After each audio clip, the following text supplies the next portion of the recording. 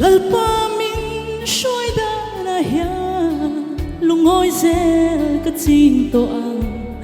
lung oi lo na hi Krista min hlatir tu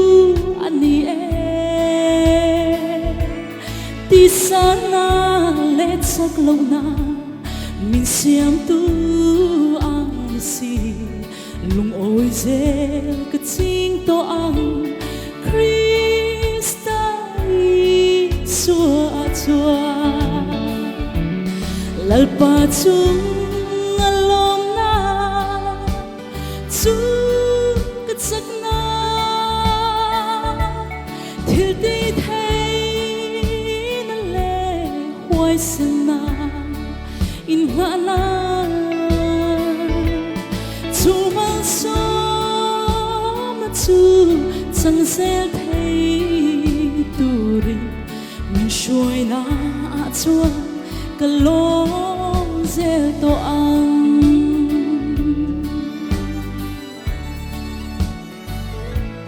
Krista lung oi na chu en ma reng hian a hian lo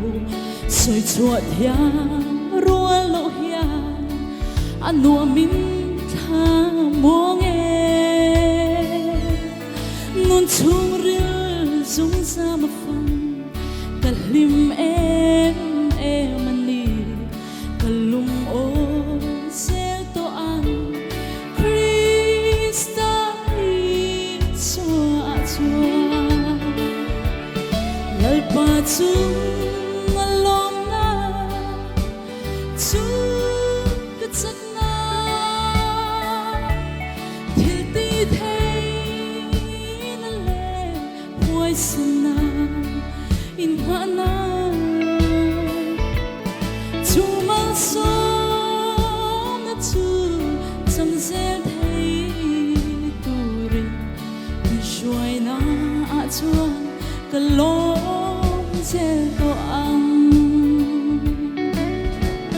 nagparo bui peros